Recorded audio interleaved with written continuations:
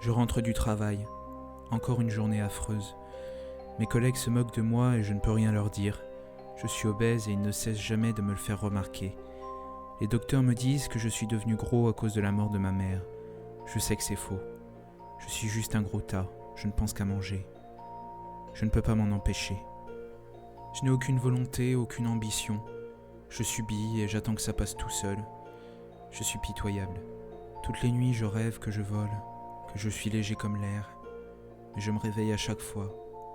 Et je vois que mes plumes ne sont que de la graisse, informe, répugnante. J'ouvre la porte de mon immeuble. C'est vrai qu'il est tard. Personne n'est réveillé. J'appuie sur le bouton de l'ascenseur. Le bouton ne s'allume pas. Oh non. Je me dirige vers les escaliers. Je n'ai qu'un étage à monter et pourtant, je devrais me traîner par terre, comme un porc. Je suis un porc. Essayant de cacher mes larmes, je commence à monter les escaliers doucement, prudemment. Je suis essoufflé. J'arrive finalement à mon appartement, tout est calme, personne pour rire de moi, juste le silence. Je m'installe sur mon canapé, il est dégueulasse. Tout mon appartement est dégueulasse. Tiens, la lumière du couloir vient de s'éteindre. Mais pourquoi ? Je me relève péniblement pour aller voir. Qu'est-ce que c'est que ça ? Un homme s'avance vers moi dans le couloir. Il porte un masque de hibou et il est nu. Il est squelettique. Je tente de lui parler, de lui demander ce qu'il fait là, mais je n'arrive pas à dire un mot. Le silence est pesant et je vois cet homme avancer vers moi sans rien pouvoir faire. J'ai peur. L'homme tend les bras, m'attrape. Il a une force colossale. Je tente de me débattre, rien n'y fait. Il s'avance doucement vers le balcon, ouvre la porte-fenêtre, il me soulève par-dessus le rebord et me jette dans le vide. J'ai envie de crier, je ne peux rien faire. L'homme se penche pour me regarder tomber. J'ai une douleur atroce dans le ventre. Une plume vient de sortir de mes bourrelets. Puis une autre. Je suis encore en train de tomber. Je ne vois pas le sol. Tout est noir autour de moi. Il y a de plus en plus de plumes. Et leur sortie me fait extrêmement mal. Elle me brûle.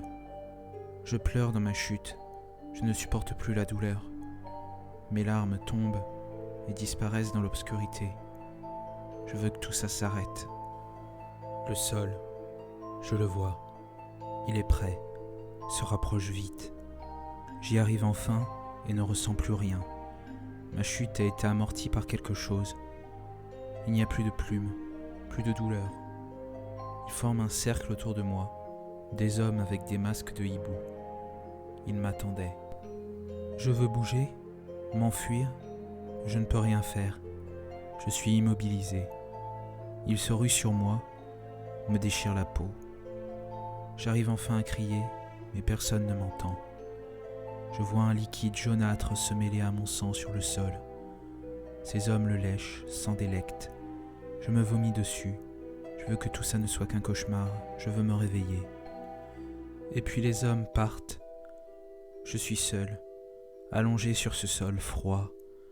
Mes tripes sont apparentes et je baigne dans une mare répugnante de graisse et de sang. Je n'ai plus de graisse. Je suis enfin normal. J'ai mal.